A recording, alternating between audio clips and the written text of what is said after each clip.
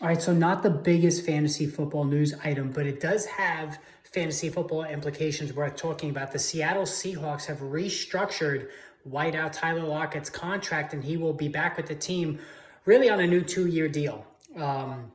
So really keeping in place the same triumvirate of wideouts, DK Metcalf, Tyler Lockett, and Jaxon Smith-Njigba going into his second year after he was the team's 2023 first-round pick. Now, for me, this is a surprise because, and I had Tyler Lockett in both of my leagues last year. I've always been a fan of his.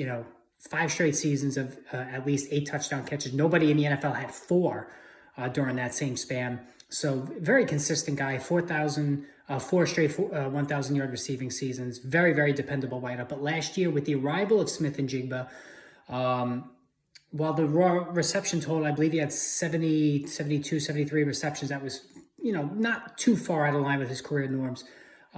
Less than 900 receiving yards and only 5 receiving touchdowns. So both of those numbers went down sharply for Lockett. And really, the arrival of Smith-Njigba went a long way toward putting a hurting on him more than Metcalf. Although DK Metcalf himself was a disappointment. So, and this is also a run. I wouldn't say run heavy, but they lean on the run quite to a high degree when it comes to Seattle offense. So they're running it back. Geno Smith is coming back. All 3 wideouts are coming back. They have the 2-headed attack at running back with Kenneth Walker and Zach Charbonnet. So to me, the bigger story here is that Smith-Njigba, who I was really starting to key in on as a sleeper for 2024, stays as really just a bench option wide receiver 4 guy who can certainly take off. Lockett, 32 years old this year, so you got to start to think about injuries for him.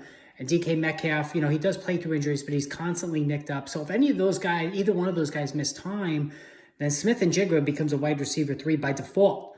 But it's not a great offense for him. And right now, as the number 3 wideout on a team, again, that runs the ball a lot, this is not a good setup for Smith-Njigba, who I will not be searching out in drafts this summer. Let me know what you guys think. Post in the comment section. More videos coming fast and furious, so stay tuned. Hit that subscribe button.